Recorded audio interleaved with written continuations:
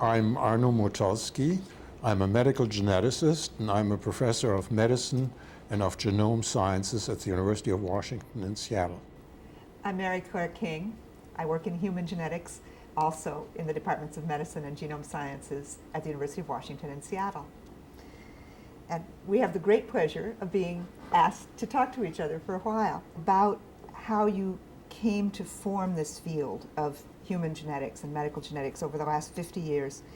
Could we start by you telling me a little bit about how you thought of yourself when you were a little guy growing up in Fischhausen? My interests were broad at that time. I was sort of like to read books and did pretty well in school.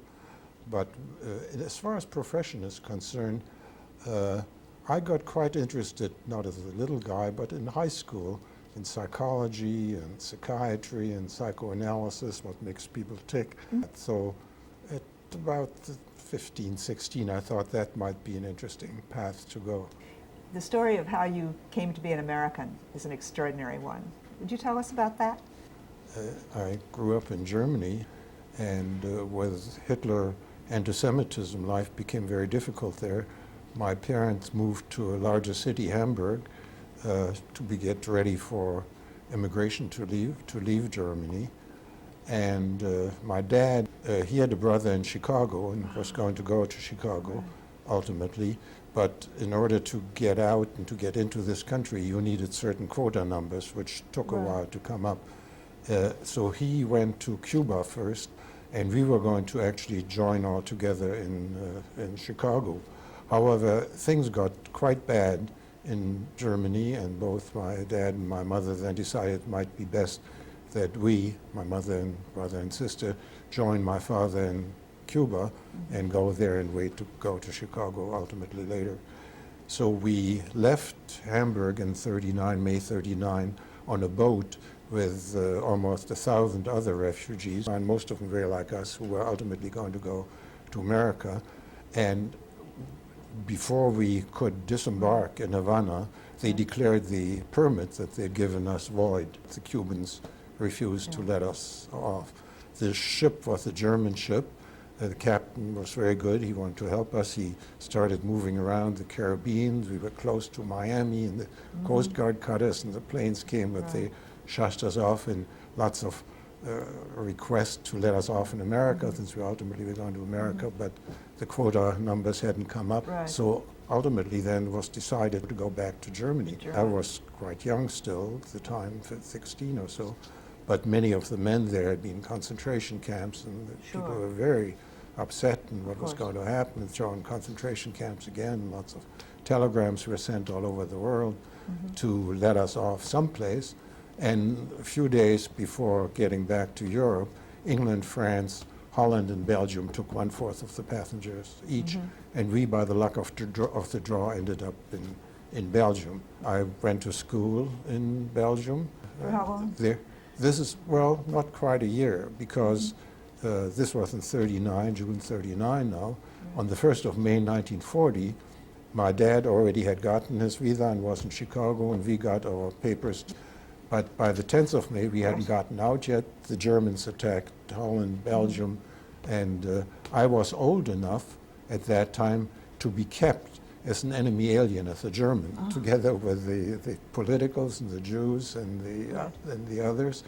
And they then took us to France. So you were imprisoned by the Belgians because you were a German? Yes, right. Irony. My mother and my brother and sister, they were younger. They were sent home at that time in Belgium. I was sent to France, and we were kept initially in internment camps in France, and they sent the Nazi Germans and the ethnic Germans and so on back to Germany, and the politicals and Jews had to remain in these internment camps. So I was in these internment camps, which were pretty horrible in terms of disease and food and things like that. Typhoid, and people dying and things like that. So I stayed there from June 1940, and because I had this visa, which in the meantime had expired, they let you go to camps near Marseille, where they had an American consulate. The Vichy French? The Vichy French, yes.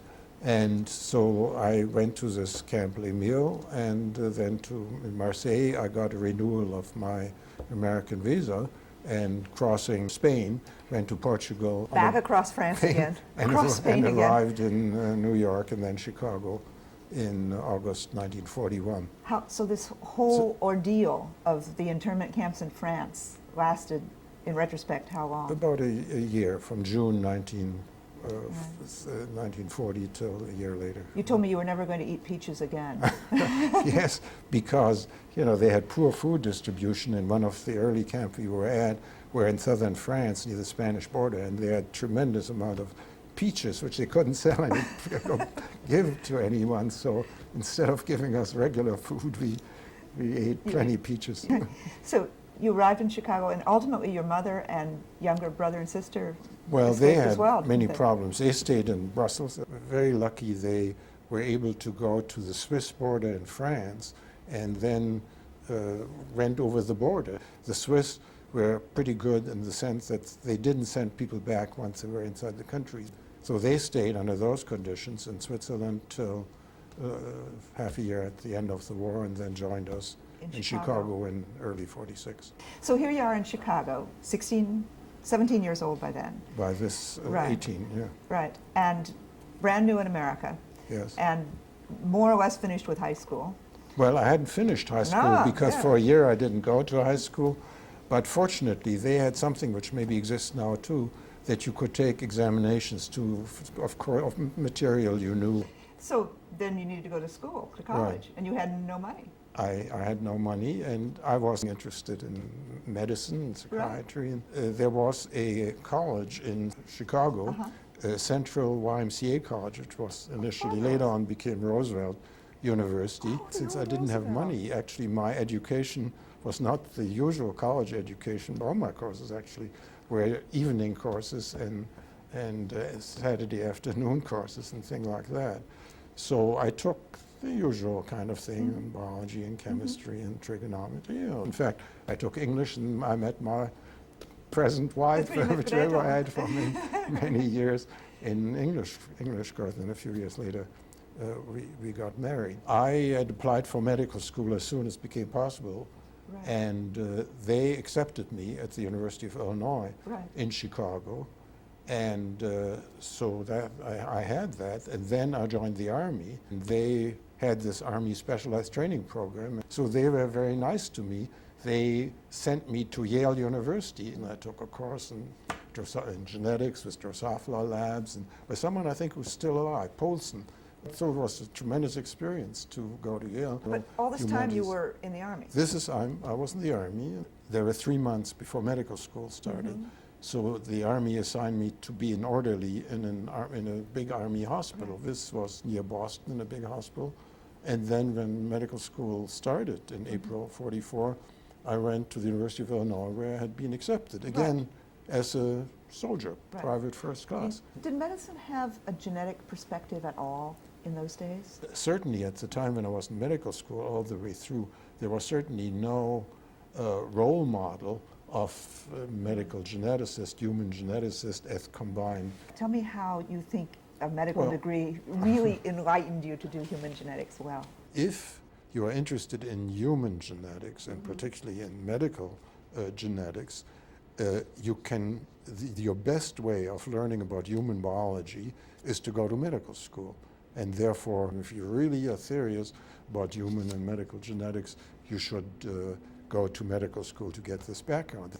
The people younger than either of us who can get both degrees in integrated programs are enormously benefited. Right. My take on that has been often people who are MD PhDs, when they get to do work after having gone many years about the PhD training in a basic lab and then the usual MD training and then have to do something in research, often will pick a topic in a methodology that's very similar to what they did as in the basic science lab, which is understandable, but which doesn't use at all their medical knowledge, Right. the human biology. Right. that So they was- go through all the work of doing both degrees, and then they end up doing a research project that only exploits their PhD training. That's right. They may be asked in their academic job to see patients and do medicine, and they may be very good at that, but somehow that's used in one compartment of their brain and this other, other. It doesn't interrelate as much as I think it should. So why didn't this ever happen to you? You think in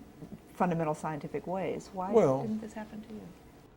Well, I went through the usual medical training, but I was quite interested in mechanisms and how things worked. You know, in sickle cell, the cell sickled, and as shown by electrophoresis, then, you know, there was something abnormal with the proteins, and one gene, one protein, you know, it was a clean, beautiful story. So the sickle cell problem was a problem that you encountered when you started to do a fellowship in hematology. Yes. My mentor, Carl Singer, asked me to take hemoglobin from sickle patients as compared with hemoglobin from normal patients, inject it into rabbits, make antibodies against these antigens, and show that they're the difference between the anti-sickle hemoglobin antibody as compared with the anti-normal one. Anyway, I couldn't get any decent antibodies even to make the appropriate comparisons, and dropped it.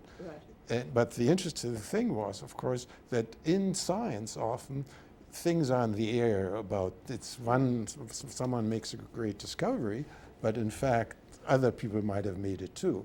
Well, Pauling, half a year later or a year later, he showed the electrophoretic difference between adult hemoglobin and sickle hemoglobin. And at that point, was it clear what heterozygosity for sickle hemoglobin and homozygosity for sickle hemoglobin meant?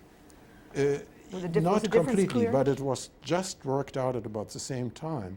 A group in Africa and Jim Neal in this country showed that the trait carriers had both the normal and the abnormal hemoglobin, and the homozygotes had only the abnormal hemoglobin. So this was, I mean, it was an important discovery by Pauling in the sense that made things very, very clear, and it was a mutation that made the hemoglobin abnormal, so that under conditions of low oxygen it took on the sickled form. So we have more than 50 years ago already the clear delineation of the genetic basis of that profound biochemical trait.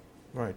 So this early exposure to a beautiful clinical problem really put you in a perfect position to be able to come up with some interesting ideas when you were tossed by reason of your Army affiliation into a situation where you were seeing unusual patients. Right. After my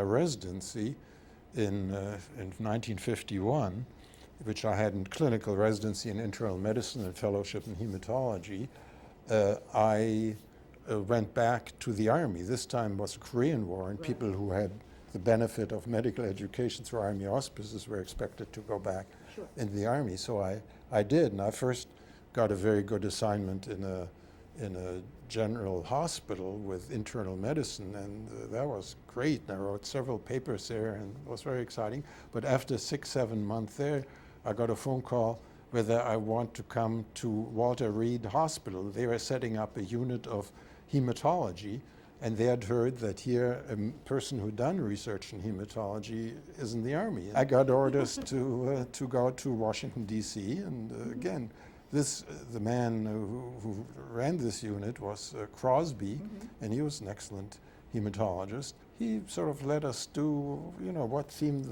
interesting. So at Walter Reed, among other things, in the lab next to me, there was a chemist in the name of Durham who had worked out a rather simple paper electrophoretic methodology for serum proteins.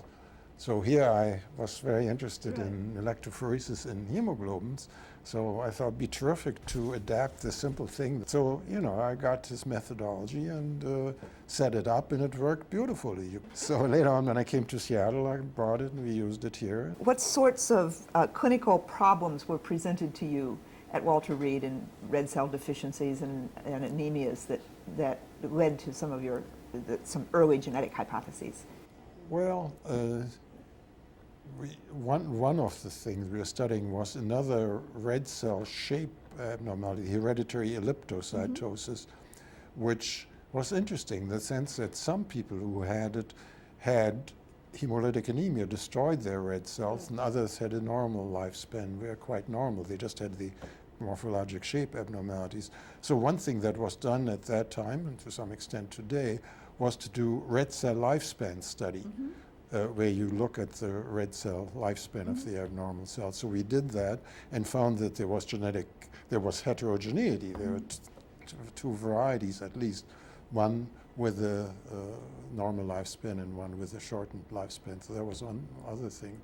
And then they had other hemolytic anemias which were hereditary, so-called hereditary non-cirrhotic anemia. And these later on turned out to be enzyme deficiencies. Exactly. Yeah. So you were in the position very early on of seeing a variety of phenotypes and being able to describe them carefully enough that when the tools came down the track later, you could describe them at the biochemical level. Yes, yeah. And that was exciting. What Singer had put me on to really to think about biochemical mechanisms, and there were these beautiful genetic diseases where this could be studied. So you thought of them as manifestations of genetic variation already? Yes. It was already obvious that that's what was going on. Yes. You told me that when you were invited to come here to Seattle, to the University of Washington, just after your military service, that Gretel said, "We're going to Siberia." Why was it worth coming to Siberia? Well, I mean, here I was finished with the Army. I'd done interesting thing in hematology. I was trained in internal medicine. Ideally, I would have liked to go to take my postdoctoral fellowship at Harvard, but because of this military thing, they also had backup of, and they had someone they preferred. The people here in Seattle offered me to be an instructor, not just a postdoctoral fellow. So I thought, this was pretty good. I'd heard about this school in the sense it was very new. It didn't have a broad general reputation. We were brand new as a medical school in those days, weren't we? I felt that genetics really was important in medicine at that time, but really nothing was taught, and medical students didn't get anything. So I used some of my hematology lectures to give bootleg medical genetics. And in fact, that was based, the syllabus I made up was based on little vignettes, case description, cases that really, it helped you if you knew genetics in order to solve the case. After a couple of years, the chair of medicine felt that there really was something behind genetics, and suggested to me, and this was very far-sighted on the part of him, that he would let me start a division of medical genetics, similar to cardiology and hematology and endocrinology. And initially, I was a little skeptical, and because there really weren't any role models. And in fact, it's interesting, Victor McCusick in Baltimore, he started the division of medical genetics the same year. Did you know each other? In 1950, just a little bit, yeah. But you put yourself in contact very quickly with people who were doing human genetics, medical genetics all around. What I did, and after thinking about it, I thought, well, first, before deciding to do that, I'd like to know what is done in human medical genetics. I found, with the exception of Jim Neal, most of them was quite descriptive and quite separate from what was going on in the rest of the modern medicine. And but sort of the kind of thing that Jim Neal did, and he was interested in abnormal hemoglobins, but he was a Drosophila geneticist and had a broad background. And he went to medical school after becoming a geneticist. He put the thing very well together in Michigan. I talked to him quite a bit, and he sort of became a real role model. And he was 7 years older than I was. What was he doing at Michigan that appealed to you particularly? Well, the papers he'd written about like the carrier state and how that works, and the work he was doing with sickle cell traits.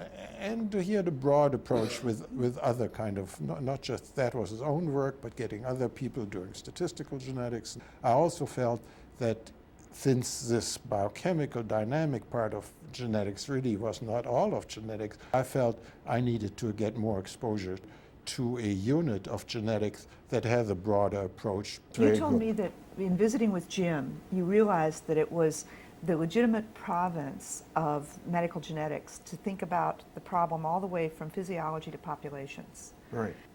what you wanted to be able to do was to bring that here to Seattle. Right. And in order to do that, you felt you needed to do more mathematical genetics yourself. Yes, and so I did go for 8 months to Lionel Penrose's unit at University College in London. I'd traveled around Europe and this country, and it was clear to me that that was a premier unit who were very good, very critical. They helped me to get good values in what is good and what isn't so good in human genetics. And also that Penrose, he was early linkage work with the Siberia method, and they had C.A.B. Smith, who was an excellent statistical geneticist, and so on, so I could take their courses. So I got all this exposure. Did you also go to the International Congress of Human Genetics while you were in Europe on that trip? That was earlier, actually. The first Congress of Human Genetics was in 1956. And that was very exciting because there had been no International Congress of Human Genetics ever. I got to know a lot of people, who were, Stan Gartler was actually at that. Well, that was my other stipulation that, okay, I'll start this unit if I can get medical genetics unit. We needed a person who's a regular PhD in genetics. Card carrying. And Stan had gotten a degree in tomato genetics in Berkeley, but then later on he got quite interested in human genetics, and he was working at Columbia University Institute of Human Variation in New York on human variation and interesting biochemical variation. So he seemed the right kind of person. So we told him this story, and I guess he came here. You were telling me that it was at that first International Congress of Human Genetics that you presented the spherocytosis story. Yes. This is, to me, one of the most elegant stories of a naturally occurring problem in deer mice, in Paramiscus, that really enlightens us about a human disease. Will you tell us that story? I've been quite interested in hereditary hemolytic anemias and had published about it. And I was told by a deer mouse geneticist in Oregon, Eugene, that they had mice who were severely jaundiced at birth. To make a long story short, these deer mice had hereditary spherocytosis. Their red cells were globular, similar to the human disease of hereditary spherocytosis. And this is an interesting disease in the sense that you can easily cure it because the globular red cells get stuck in the spleen. In people and in mice. In people and in mice. And if you take the spleen out, you cure them. And you can live without a spleen. And we did this in the mice. We took out their spleens, and their lifespan became normal. So they had a more or less identical type.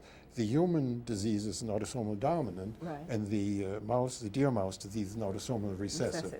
I knew that human spherocytosis, if you put the red cells from such a patient in the incubator, they break up. They're extremely fragile to heat then. So you can, that's one test for the disease. You put normal red cells at 37 degrees, they don't break up. Happy. So I figured, what might happen to our little deer mice if you increase their ambient temperature? So we put them at 35 degrees centigrade for 2 weeks, and as I said, at 4 degrees, quite cold mice, and found that the mice at 35 degrees had got severe hemolysis, and half of them were dead after 2 weeks. So it's a temperature-dependent, lethal phenotype, but that's completely viable and indeed quite benign when it's cool. Naturally occurring temperature-sensitive mutant. What I was interested in all along through this was the interaction of heredity and environment. And here's an example of a hereditary trait that is a little pathological, but has pretty good biologic fitness. Tell me about bone marrow transplants into these mice. That was what came up was how can you treat hereditary diseases? And one aspect that had come up in general was that if you can replace the abnormal precursor cells with normal precursor cells, red cell precursor cells, you might cure these animals. What did you do to the newborn mice? Inject them with precursors from normal. These are not like inbred mice. No, these are wild. The difference, so you could use the newborn marrow without having to worry about injection. And so the mice would make now normal cells rather than spherocytotic cells. Yes, so in consequence of the bone marrow transplant. So here was a model for how you might treat bone marrow disease. And then we did the same thing, the same idea with adult mice, but there we had to radiate them to knock out the mechanism of rejection. So you irradiated the adult mice, then did the bone marrow transplant, Correct. and those mice also survived. Yeah. When you started those experiments, what was known about bone marrow transplantation? That it had been used in inbred mice for a variety of things. Don Thomas, who later on came to Seattle and got the Nobel Prize for bone marrow transplantation, he had started working on dogs doing bone marrow transplantation. Many patients died from it, and very few people would have gone on over as many years as he did. And he finally made it something that's used quite widely now for aplastic anemia and leukemia. So I guess we were the first ones to apply it to a subset of diseases, i.e. the ones I was interested in, the genetic diseases. And I think when he wrote his first papers on the treatment of hereditary anemias with bone marrow transplantation, then he gave us credit for this. It was shortly just after this, wasn't it, that you began to be interested in what your colleague Vogel called pharmacogenetics, that is, in differential reaction to drugs among people who have different genetic variants. Well, actually, with the first International Congress of Human Genetics in Copenhagen, there was a paper on pseudocholinesterase deficiency and prolonged apnea. If you use a succinylmethonium drug, succinylcholine, it gets destroyed rapidly, and it works by relaxing your muscles so the surgeon can cut easier. If you have a mutant, an abnormal enzyme, it didn't work, and these people needed artificial respiration.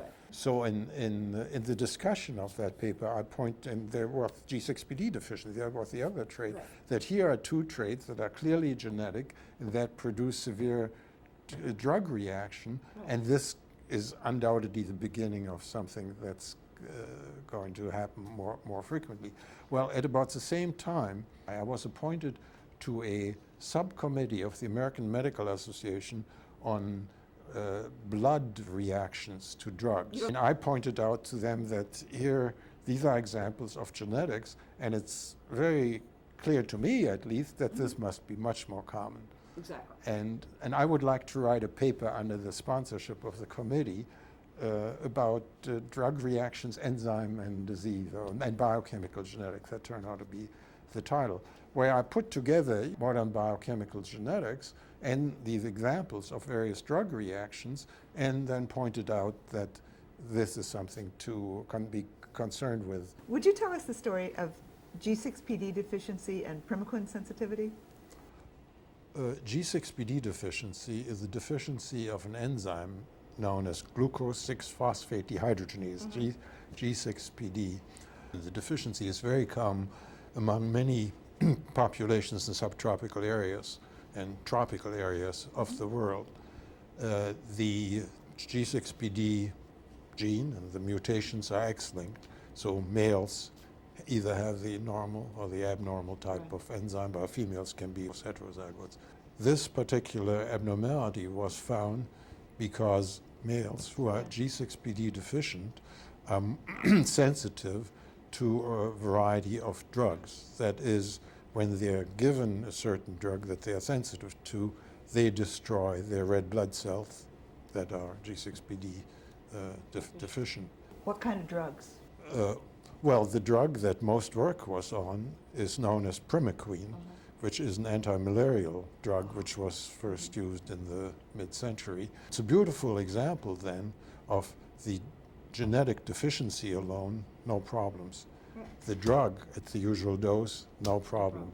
But giving the drug at the usual dose to the person who has enzyme deficiency, hemolysis disease. So I think I often use it as a clean example of the interaction of heredity and environment. Did this come to attention during the Korean War? Yes, mostly at that time. Because antimalarials were given to American soldiers. Right. So it became more known.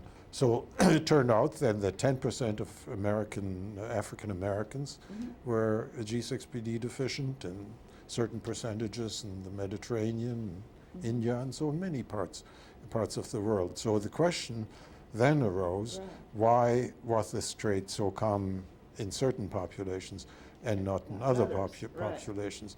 Now, by the distribution in the tropical and subtropical area of the world, it seemed likely that in fact the trait was selected for in that it give you some protection against something in that environment. So there was a clue from the geography. There was a clue from the geography. And also maybe there was a clue from the fact that sickle cell trait also was common, particularly in African populations. With sickling, the idea had become very strong that in fact malaria was the selecting factor that made sickle cell trait people less likely to die in the presence of the malignant falciparum malaria. So in G6PD deficiency, I thought that this is going to be the most likely mechanism. What I did want to do is go to different populations in Africa, those that had a high frequency of malaria and those that had a low frequency of malaria, and show a correlation of the frequency of malaria and G6PD deficiency. By observing people and genotyping people. By just genotyping them and measuring the number of malarial infections. I didn't only get in touch with the African people, but also with Marcello Siniscalco, who's an Italian who was interested in thalassemia and fed similarly in Italy, this in Sardinia. Now in Sardinia, what was the difference in geography that you were able to investigate? The difference, well, this is a relatively small island, but what we knew from the thalassemia work is that as you went up the mountains, the hills, malaria became less and less, and this correlated quite well with thalassemia. So if you go up high, you have less because malaria. there are no mosquitoes. Yeah. So we did this work in Africa in quite a few populations. We did it in Sardinia, and the data came out in the expected direction that the trait G6PD deficiency gave protection. So it seems that G6PD deficiency and the thalassemias and sickle trait are all evolutionary responses to malaria. Correct. It soon was used for other things. I mean, the most important, probably, in one sense, was Stan Gartler's use of it as a cell marker. You were telling me earlier that Stan Gartler used G6PD to show that uterine fibroids were clonal in origin. Exactly. Why did it matter that it was X-linked? What was important about that? Females who were heterozygotes had two kinds of G6PD, the normal and the abnormal. Right. And if he now looks at the tumor, he finds the tumor is all of one kind and therefore clonal. So that was a very nice and important discovery. And of course that work was extended in many big ways by Phil Fialco with leukemias and other malignant hematologic diseases and other tumors.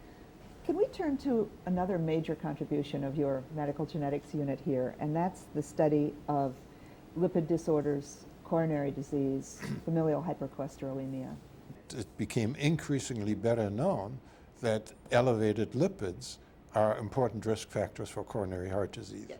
So the question came up, if you look at patients with coronary heart disease, how many have lipid disorders and what is the genetic mechanism that's involved?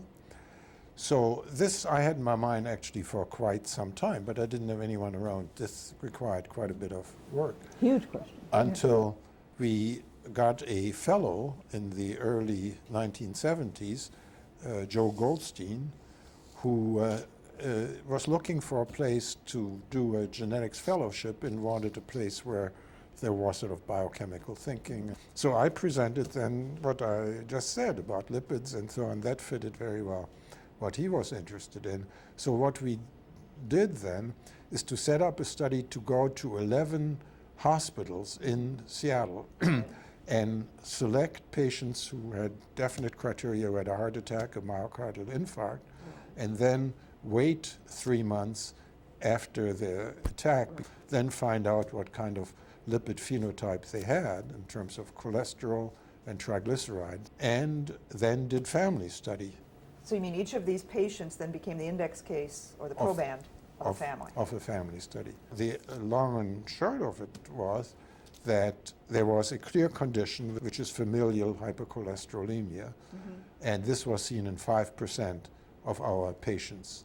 And then we found other people where triglyceride alone segregated in families. And then the most interesting and still interesting condition was that there are some families where the phenotype could be either both cholesterol and triglyceride in the same patient, or that in the family some had only triglyceride elevation and others had only cholesterol elevation. And we called this combined hyperlipidemia. About 12% of our total sample would fit in that category. So among many hundreds of individual unrelated cases of coronary disease, when you evaluate their families, you see one subset that have a clear genetic Mendelian form. Exactly.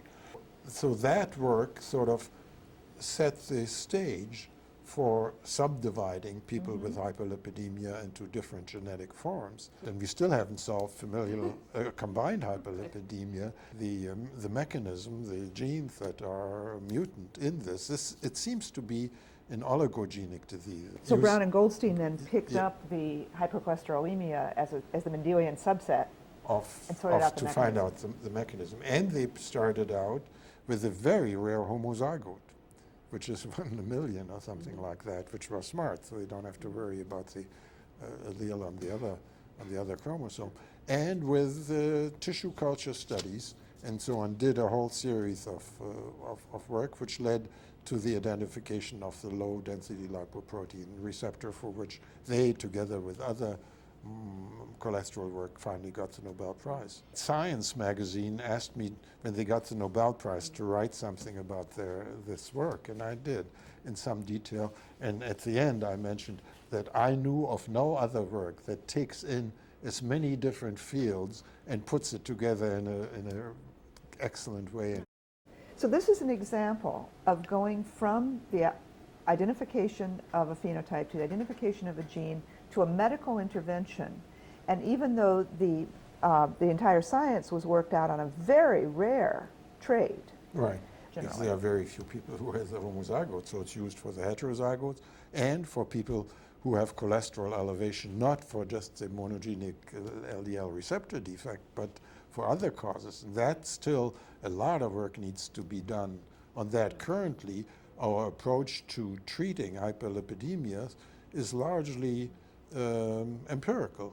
When we get discouraged sometimes about whether identifying the genes for a trait is ever going to lead to a medical intervention, that we need to remind ourselves that this was an early example that really worked. Yes. But that it took a long time. I mean, there was a 15, 20-year period between the time you first conceptualized this at the level of genetic epidemiology and the time that it became a medical intervention in the hands of, after the work of Goldstein and Brown. We published this at the time, not in a genetic journal, but in the Journal of Clinical Investigation, so the premier journal for mechanisms, pathophysiology. And they recently looked at their papers the last 30 or some years, and they picked this as the landmark work in the hyperlipidemias. I'd like to return to your early interest in the brain and in perception, and ask you to tell us a little bit about your work in color vision and how you chose that as a model for perception. I've been interested in the neurosciences and psychiatry and the brain, but really didn't get to work directly. Sidetracked into genetics, in the field. Recently someone asked me, if you were to start out, what part of genetics would you get into? And I said I really would try to get into neurogenetics, some aspects of the neurosciences and genetics, because I feel, we know about mechanisms quite well, and about genes and Genome Project, and we know approximately where things will be going. But I feel we know so little about the brain in terms of what really goes on, that really, I think, is the last frontier. A colleague here in Seattle had a very large family, and with several kinds of color vision defects segregating in his family. In the same family? In the same family. So we studied his family quite extensively, and published, in fact, what exactly was going on. And there were, in fact, multiple alleles in the same family? Yeah. So then I put that aside. Then Jeremy Nathans, when he was a graduate student at Stanford, started working on finding the genes for color vision pigment. And he did terrific for his PhD thesis, could show what the basis, the molecular genetic basis of it was. And what is found is the locus for color vision consists out of a single red pigment gene and 1, 2, 3, or 4 green pigment gene, a complex locus. Samir Deeb is a colleague, a biochemical and molecular geneticist who joined us, and I got him interested in this, in the color vision program, and he's done all the work in the lab on this, and have made many excellent suggestions. But some of the things that came out of this are quite interesting in terms of complex loci. Remember, I said there are several loci, but we had found that in some cases you might have had an abnormal gene. In this case, by abnormal gene, I mean a fusion gene that starts with red pigment sequence and ends with green. In this complex loci, it's only the first 2 genes that are being expressed. In other words, position 3, 4, or 5, if you have genes there, they're not expressed. Because they are so similar, so you get rearrangements, recombination that give you green-red and red-green gene. So various sorts of deletions and hence rearrangements give one various alleles. The different phenotypes are either deletions or usually fusion genes. We worked together with the people in psychology here for a number of years, that they did very fancy so-called psychophysics measurement of perception and matching of colors and things like that. This is the whole science by it. So we could compare what's being gotten on the phenotypic, highly sophisticated level, what you can do, and molecular genetic level, which is very helpful. So it's a beautiful model for dealing with complex loci.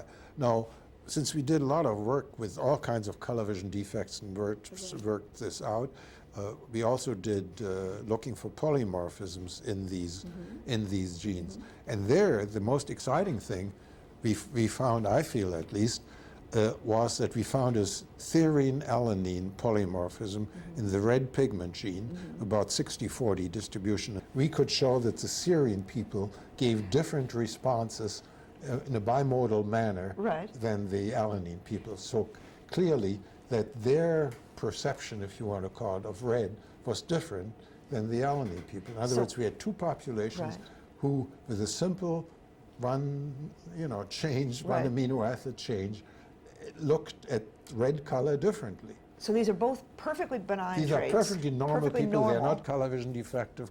So do you think this gives us a window into perception generally? Well, I'd like to think so. I mean, that it may not be unlikely that your world and my world may be different because there are parts of our brain that receive them differently. That perceive it different, just like the color vision genes do. It sounds like the trickiest part is figuring out how to identify the phenotype, how to measure the phenotype with enough subtlety that you can see normal differences in perception. And this could be perception not only of color and sound and taste, but also perception of startle reactions or perception of stress or perception of any sort of environmental stimulus. And many of those things will be multigenic, polygenic, and interact with the environment. This general question is a very difficult one. We've been very lucky. We've been dealing with linear system. We find the genes, and the genes do certain things. In some cases, we can find out what they do on a monogenic level, and all this has been very brilliant and beautiful, and we understand all this quite well.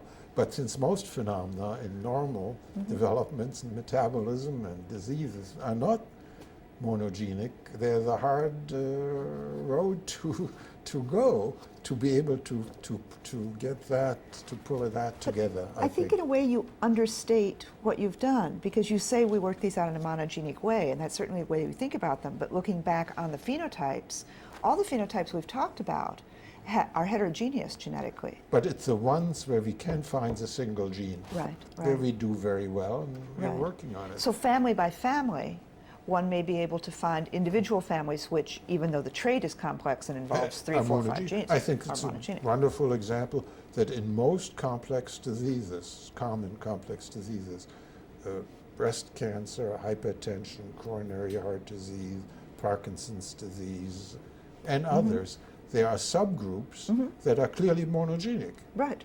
And the Right. big challenge is in how many of such examples, and this gets Right. to your work, will the insight into the monogenic variety in this disease, in fact, illuminate Right. the more complex variety. Well, it worked for you and Joe. And, as you know, we've been continuing in lipid diseases, and there we know more and more genes, and we know what they do to some extent, but we don't quite know enough about gene-gene interaction and gene-environmental interaction.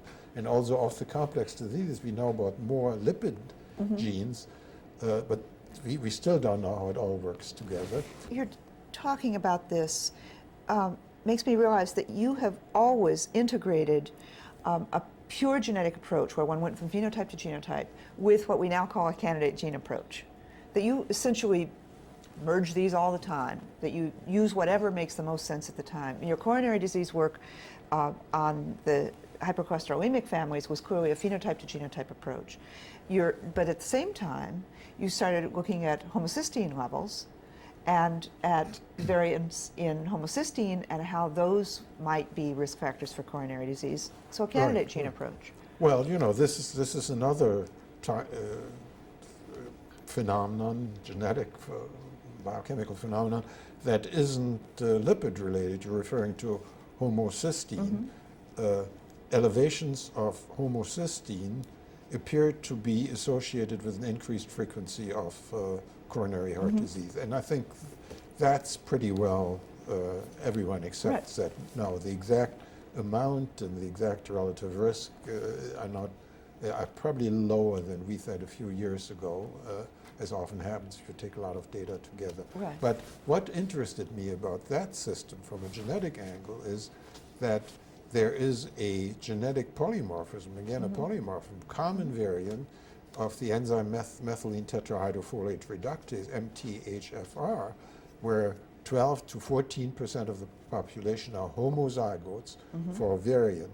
And the exciting thing about that, again, for the kind of thing I'm interested in, is that if you're a homozygote and your folate acid nutrition is not quite good, then you also have an increase of homocysteine. But if your folate intake as well, your homocysteine doesn't increase. Another example of a genetic polymorphism which in and of itself has no impact. Unless you're in an environmentally stressful situation. Interacts, in this case, with a nutritional factor. So this may be the first example. This needs to be shown better, that depending on your genetic constitution, in this case a simple one, your folic acid requirements may differ. Right. So that's very exciting, and much more work is necessary on it. It's very interesting. There's one aspect of this work that worries me a little bit, that all kinds of companies are advertising tests that are related to this in terms of take this test or that test, this enzyme and so on, and it's done usually on DNA type of tests and polymorphism, and they'll tell you what your best nutrition is. Well, that's far out. Tell me exactly what disturbs you about this. Well, that the public may think we know much more than we do now. So it's hyping genetics. Hyping, yeah, that's it worries me that too much hype goes on in general currently, and that people ultimately may get disenchanted. Tell us a little bit about gene therapy. Do you think that's an example of hype? Do you think that's an example of a technology whose time has just not yet come? Are we making good inroads? What do you think? As you know, I spent 6 months in 1995 on advisory committee to the director of the NIH, Right. with Stu Arkin and I Right. were the co-chairs of that committee, and we at that time took a somewhat more critical view of gene therapy than was about, because really things hadn't been well worked out on the basic Right. level in terms of the Right. vectors used and uptake of the gene in the cells, and we felt much more needed to be done before pushing into clinical work.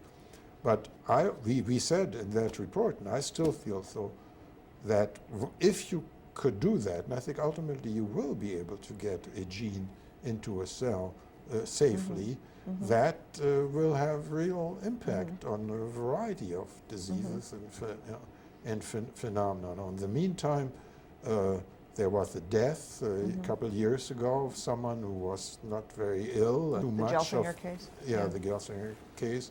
And more recently, which is very disturbing, the first tremendous success of gene therapy with the inborn immune deficiency disease. Turns out that now 2 individuals developed leukemia out of 11. Apparently the vector they used went into a certain place of the genome that had induced leukemia. So that again is going to set the field back. Do you see this as parallel in any way to the work in bone marrow transplant early on, that there are deaths that are tragic losses that Yes. wouldn't have happened if it hadn't been for the therapy in the early development of the Yes, field? I've made that same comparison, that particularly with Don Thomas here working very hard and against tremendous troubles and not working, but yet adding small steps of this technical change and the tissue typing early and so on and all that, so that bone marrow transplantation has become commonly used now, as we mentioned earlier too. That there may be a similarity with this, that there will be problems, but again, there was too much hype early. The LDL receptor case and the anti-lipidemic drugs were done publicly and privately in a scientific way without a tremendous amount of hype. Right, And right. they worked. But it But took of 20 years. of course, it was more in the old time tradition of, using a drug to change Right. disease, everything. But driven by With- the genetics.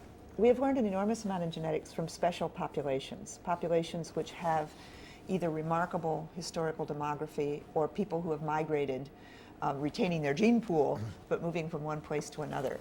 And your work has really taken advantage of the unique cultural and genetic history of the Ashkenazi Jewish population to tell us a lot about human genetics. Would you tell us some of your favorite stories about Jewish genetics? Many years ago, I thought work had been done on archaeology and some physical anthropology and so on. And it occurred to me that the Jews, particularly the Ashkenazi Jews, would be an excellent population in earlier Jewish populations to combine linguistic studies and archaeologic studies and cultural studies and things like that together with the emerging genetic description that was possible. So in 1961, the Second Congress of Human Genetics was in Rome, and so they often have satellite meetings with such meetings. So I suggested to the people in Israel, why not hold a satellite meeting in Israel before the Rome meeting to put together the current data we have on the different genetic markers, those the blood group markers and enzyme markers and protein markers and things like that, together with some of the people who know about Jewish history and culture and things like that. And so they took me up on that, and such a meeting then was held in Jerusalem before the Congress. And it's interesting that the famous British polymath geneticist J.B.S. Haldane was asked to be the chair, and he was terrific. Well, I'd seen him first in England in '57 when I went to Penrose, but he just was about to leave to India. So since that time, the people in Israel sort of kept in touch with me, and we did some admixture studies on Jewish populations, and they held other meetings of various sorts, and I gave papers there. We know recently that most populations can be distinguished from each other by new markers? DNA markers.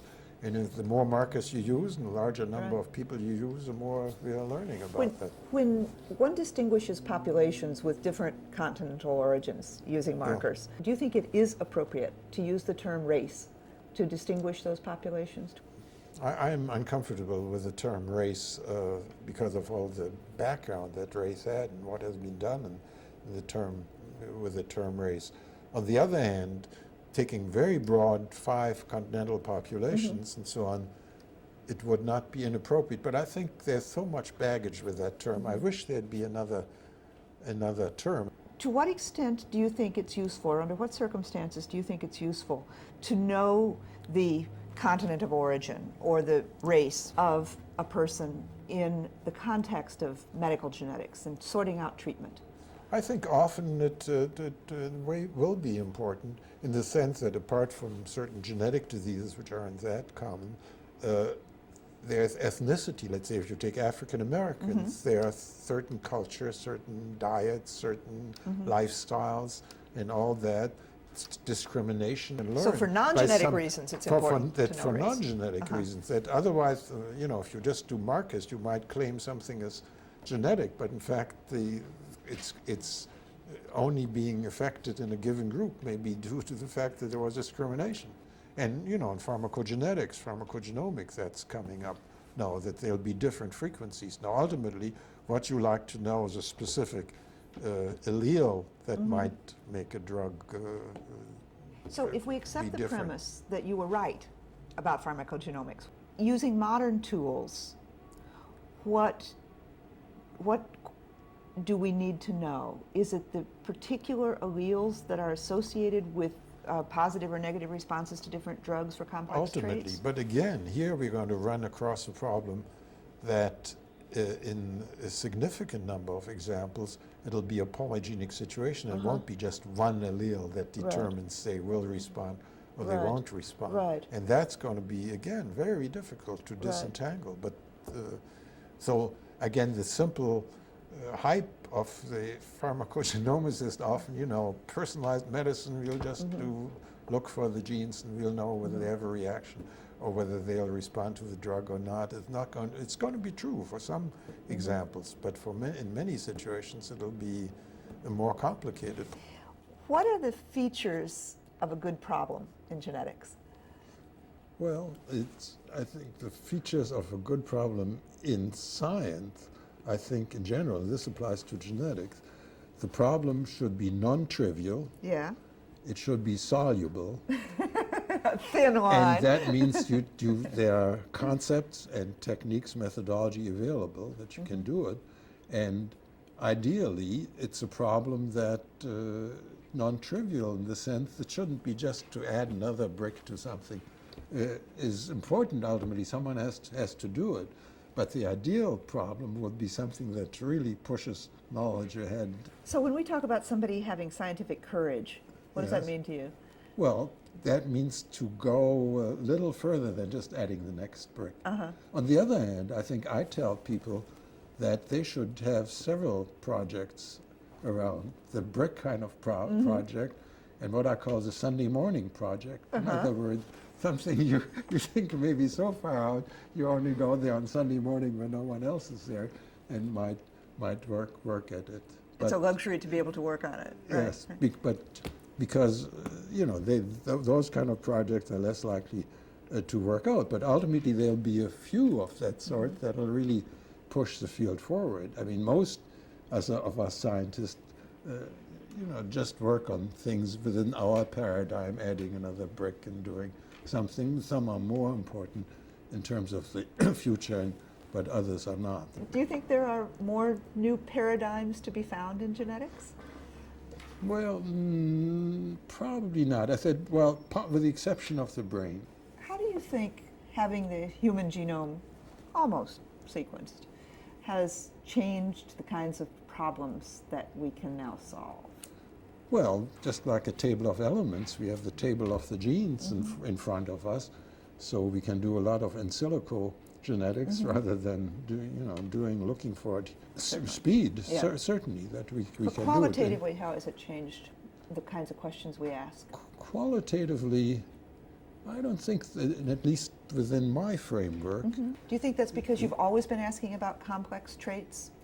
Well, I've been interested in common diseases for quite a few years, and hopefully, having the genome, these genes that all interact would all be there through the Genome Project. But how to pick them and how to work on their interaction, that's going to be the challenge. Because I think there's something in the popular perception that now that we have the genome sequenced, now suddenly we can ask questions about common diseases and complex traits. But you've been asking about common diseases and complex traits for 50 years. As an example, you asked me earlier about Jewish diseases, and some article came out in the New York Times recently about Jewish diseases, and I was quoted, and someone asked me, and he said, "Isn't it wonderful with the Genome Project we can find all these diseases?" I told him, all those diseases that were listed in the New York Times have nothing to do with the Genome Project. Right. we knew them through other avenues. Right. You said to me once that you thought that the Genome Project was was to make operational the original concepts of genetics so that now one could quickly test hypotheses. Right. So as such, it's an enormously important tool, but it's not a paradigm shift. Absolutely, no.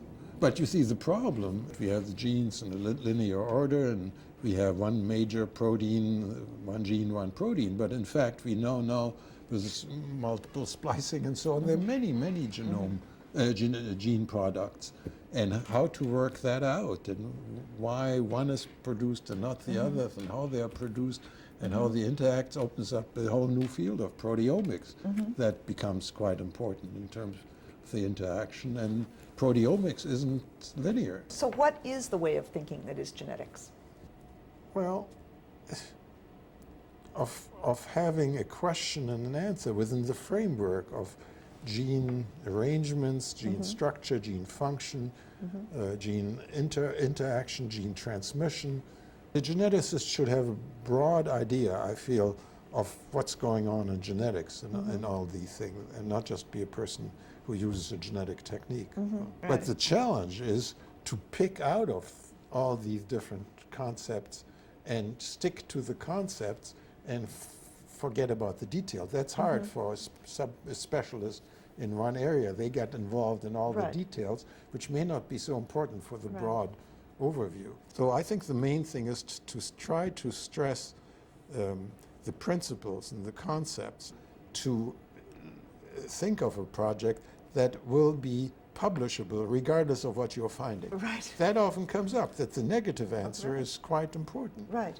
I think one of the most brilliant features of my advisor, Alan Wilson, was his capacity to take the fact that I couldn't find any differences between humans and chimpanzees and to turn it into a wonderful paradigm. Right. Yeah. So are you glad that you ended up coming out here all those years ago rather than taking that fellowship at Harvard?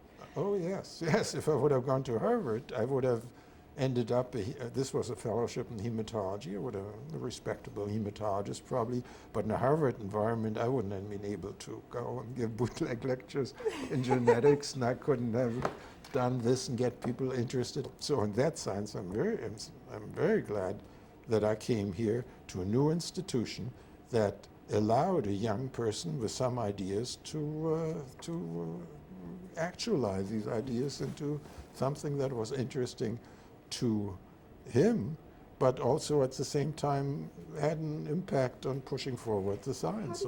You have an extraordinary collection of books and articles spanning 50 years. Practically none of them involve you alone as an author. You are always writing with other people.